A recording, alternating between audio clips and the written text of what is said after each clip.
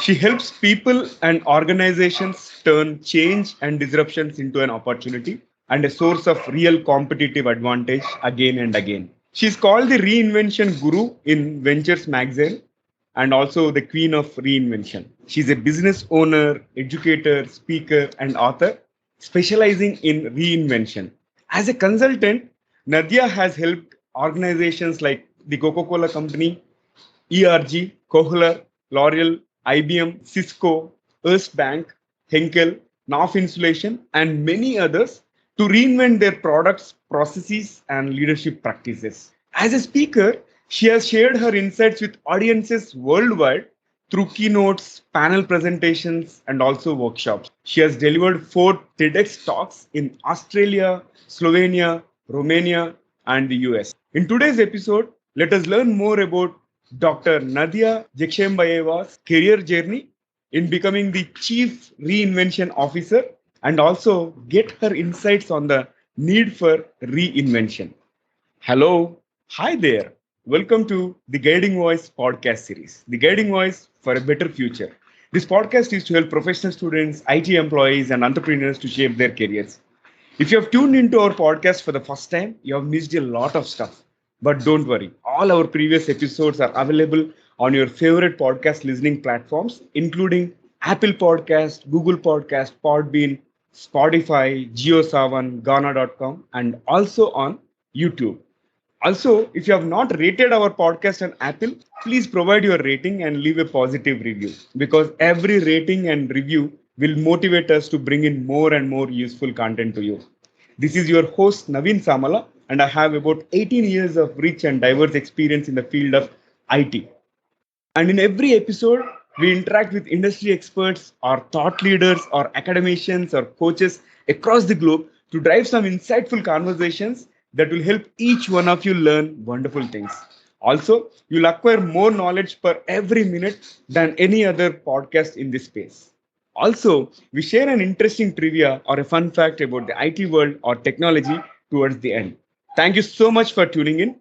Today, we are going to discuss a topic, the need for reinvention. And we are pleased to have Nadya, part of our TGV's journey in shaping the careers and lives of millions across the globe. Nadya, welcome to TGV. Naveen, thank you so much for having me. Pleasure hosting you, Nadya. Let's get started. So here comes my very first question. Can we talk briefly about your career background? How come you are become a chief reinvention officer? Maybe you can highlight a few milestones that help you reach where you are today. Oh, thank you for this question. So I am a reinvented academic. I started my professional career as a professor. I was the Coca-Cola chaired professor of strategy and sustainability and had the pleasure of really diving into research and teaching in executive education setting. I loved my academic career. And in 2007, I had among my executive students a CEO who was sitting in a classroom who said, Nadya, your books, your research, your teaching, it's okay. It's impressive. I almost believe you, but you've never worked in business. How about you start actually being on the ground in business, and then it will be easier for us to talk. So he became our first client in 2007 when we started our own reinvention agency. And by 2014, we grew so much that we were not able to accept new clients. And that's when I reinvented again by starting an educational institution called Reinvention Academy, where we teach other professionals, including managers, consultants, and business owners, how to use today's uncertainty and volatility to turn them into your competitive advantage using unique tools, but also bridging every tool you already have on your disposal in strategy, foresight, design thinking, Scrum Agile, change management, and beyond. Nadya, that's a quite illustrious career journey. I think you started as a professor, and in fact, I also love teaching. That's a coincidence. And one thing that stuck my mind is your student suggesting you to start your own business and becoming a first client. And now again, you are helping the world, okay, deal with the uncertainty and volatility. So that's so impressive. Now let's talk about this whole concept of reinvention. What is reinvention in general? Reinvention is a science and practice of life and viability in uncertain and volatile world. What do I mean by life and viability? We are generally speaking about viability or vitality as the new currency inside our businesses. You have a lot of different currencies and different capitals in your business. You have financial capital. To run a successful company, you need money, financial capital. You have human capital. That is what drives the decision making, the talent that is in the team. But there's also a different kind of capital that is measured in new ideas, that is measured in reinventions, that is measured in portfolio of changes we make to our processes, our leadership practices, our business models, a whole portfolio of efforts that make sure that our company stays alive for today and for tomorrow. So reinvention is a system that allows you to safeguard against any kind of disruptions, crises, or changes in your marketplace, in your career, and preserve and sustain life in your career, in your company, in your product portfolio. That's a very philosophical answer, but I'm happy to make it more practical for you, Naveen. Absolutely, it makes a lot of sense to me. I think it's all about making the companies to stay alive despite of any unforeseen situations, be it the pandemic kind of situation where it has disrupted the whole industry. So it absolutely makes sense. Now, can we talk a bit about how does this reinvention help an individual or an organization apart from staying alive, right? Maybe any other nuances that you wanted to mention? Oh, absolutely. So it's not staying alive philosophically. It's more about pragmatic action. So reinvention today is a growing professional field, and we see chief reinvention officers showing up in corporate settings, in consulting setting, but also at the government level. For example, in the United States, the state of North Dakota was the first one to introduce chief reinvention officer of the state. So it's becoming a full-on profession because, as you know, as all of the listeners know, in today's age of rapid speed, constant disruptions and constant uncertainty, you cannot do both jobs. Preserve the current business and the current cash flow while building a new one. This is too much for one person to handle. So while the traditional executives are working on preserving the current business, the chief reinvention officer, usually with their team, work on the future and growing the new versions of the company. That means that at every point, your company has a portfolio of projects, processes, solutions that are being tested and developed to assure that you have a future. And no matter what disruptions come in your way, you're prepared proactively, not just reacting to COVID-19, not just reacting to new technology, not just reacting to new competitor, but noticing those potential risks and opportunities in advance and grabbing them before anybody else notices them. That also means that we need processes. Reinvention used to be a one-time project when the world was less volatile and more certain in the 20th century.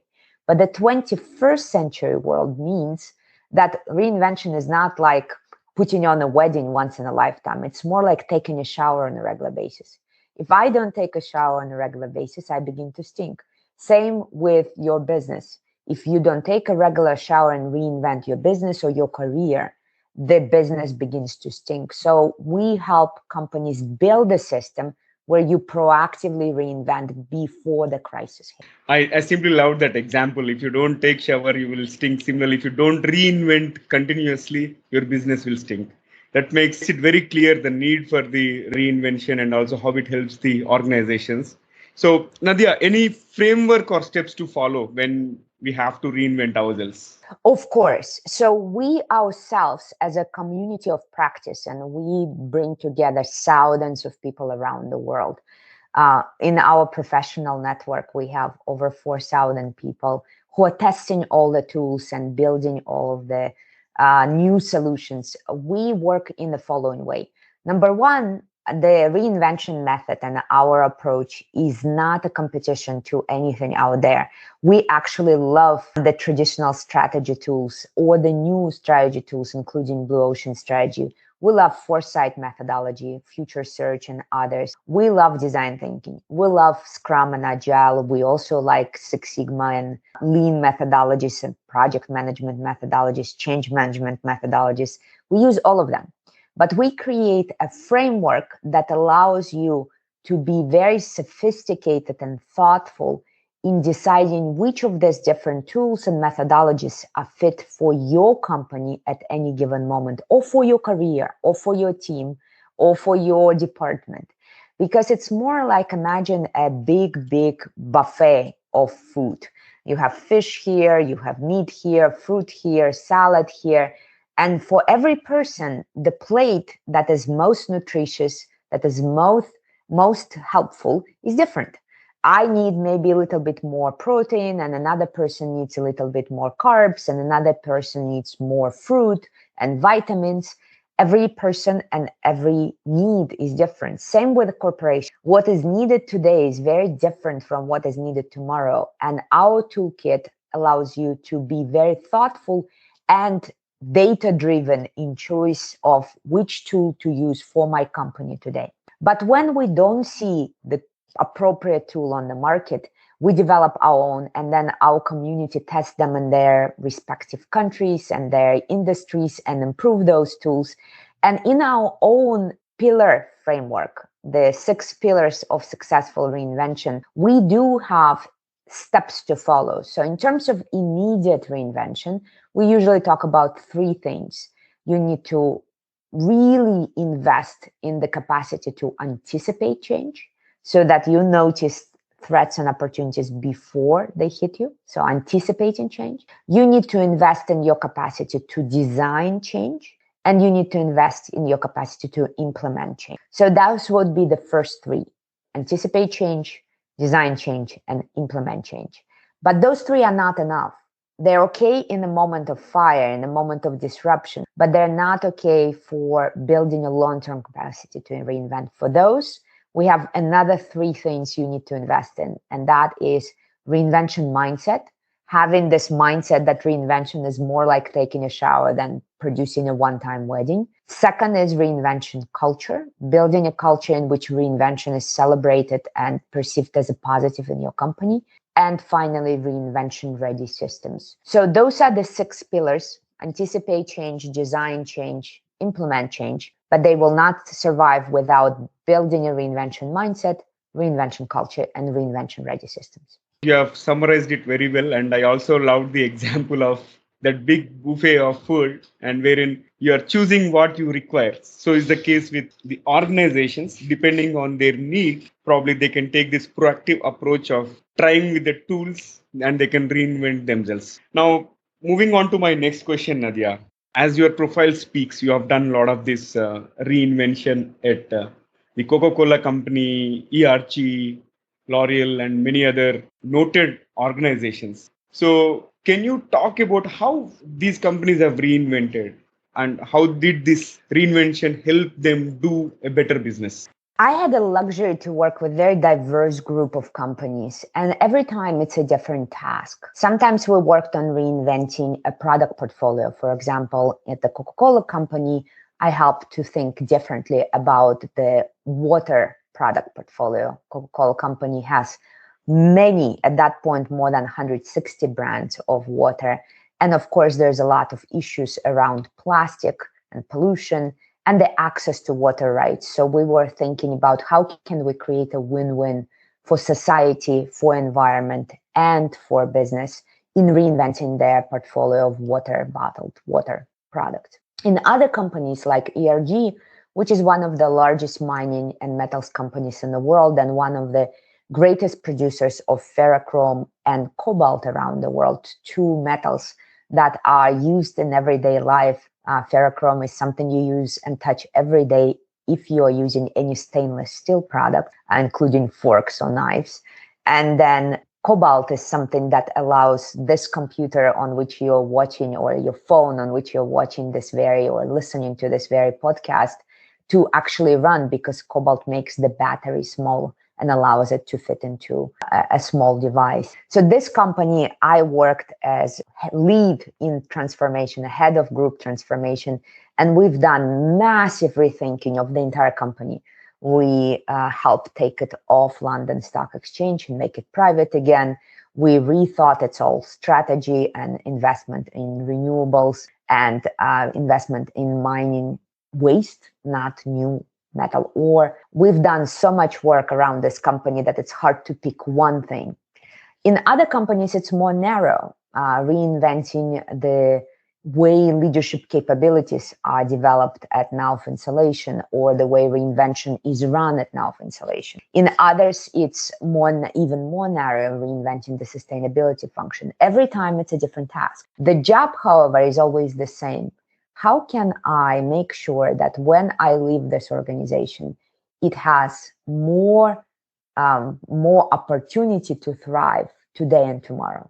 How can I ensure that the level of life in the system, not lost, but actually sustained, preserved, and increased, so that company is more resilient and more capable to reinvent in the face of new disruption, in the face of new regulation, new competitor, new market demand, new customer expectation, new supplier expectation, and such. So while the projects seem different, the tool set and the skill set is always the same. It's like playing different music on the same instrument. If you know how to play piano, you can produce classic music, folk, ethnic music.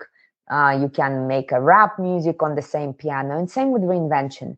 When you have a powerful framework and you have the tools that do not compete with each other, they are not about which is better and which school of thought is better, but they all work in complementarity, then it's very easy to play any kind of music on the same set of instruments and solve any kind of reinvention challenge with the same set of tools. I love that music example, playing different music using the same instrument. And in fact, this is making me more and more attracted to the overall methodology as and when we started moving towards the conversation, because as you mentioned, you get an opportunity to work in diverse environments, diverse industries, domains, and every problem is different. And definitely it is going to give immense exposure and learning experience as such. So thank you for sharing those insights. With that, let me ask a different question. I'm going to flip the earlier question and ask you, can you share about a few companies that failed to reinvent themselves? Well, unfortunately, we have more of those than we have those that reinvent. Not in our portfolio. We are very blessed that we've been very successful with our projects. And at this point, we have 100% success rate. But as a research institution, we still study what separates those companies who are able to survive and thrive in disruption and uncertainty from those who sink. And this is where the term that I coined in 2014 comes about, the term called Titanic syndrome. This idea that companies and individuals bring about their own downfall because their own excessive arrogance, their attachment to the past success, their inability to notice and adapt to the new and emerging reality. And Titanic syndrome is something that I see all around me all the time. And I'm sure you know the companies that were strong 1 second, and Nokia, Kodak, Lehman Brothers come to mind. And then in a matter of very few months, they lost their leadership position and lost most of their business, if not went bankrupt. Unfortunately, if we look at the past and take, for example, Fortune 500 companies, from the original list of Fortune 500, 88% of those companies have disappeared. They have sank. They are no longer here. They either went bankrupt or were acquired. So most of them, 88%, did not reinvent and did not survive. And if we look at the forward forecast, Boston Consulting Group, for example, right before COVID in January 2020, was forecasting that about 1/3 of all publicly traded companies will disappear in just 5 years. We see that most companies today are not able to reinvent. And our research suggests that it's about the wrong assumption. Companies today truly believe that they have time to go slow, that they have time to treat reinvention as a one-time project, that they have time to really be in a traditional 20th century approach to renewal, where we do a lot of groundwork behind closed doors and focus groups, and We develop something in secret and only then we launch it on the market. Today, you don't have a luxury to do that kind of development cycle. You need to go with a lean startup methodology where you test everything very quickly with real customers, where you take a minimal viable product, MVP, on the market as soon as you can, get the feedback, redo and reinvent it again and take it to the market again, reinvent it again, take it to the market again. This kind of very rapid prototyping is not still heavily prevalent in traditional businesses, and it's necessary that it becomes more of a standard than it is now. Those numbers are really worrisome, actually. Like you mentioned, like about 88% of the companies have disappeared from the Fortune 500. And also in the next 20 years, more than one third of the publicly traded companies will disappear. In next 5 years. That's Oh, even scary. Next 5 years. 5 years. Yeah, that is so scary, actually. Like, I think it's time for them to embrace this reinvention and be back on track. Otherwise, they'll lose the identity and otherwise they'll be bought by somebody else. Thank you so much for sharing those insights. And Nadya, this conversation has been wonderful so far, but let's add some spice to the episode. And I would like to ask you a few interesting rapid fire questions wherein you can answer them crisply. If you are ready, let's get started. Wow, that's nice. All right, let me fire the first bullet. Time travel to future or past, and why? Future. I like discovering new things and I like to be surprised. So future for sure. I wish you get an opportunity to time travel to future. Moving to my next one. What is your favorite failure? I land a huge amount of money to my close friend who stole it from me. And I think it was the most important developmental business school learning experience in my life. We were investing in a business together and he stole it and ran away and hid in China.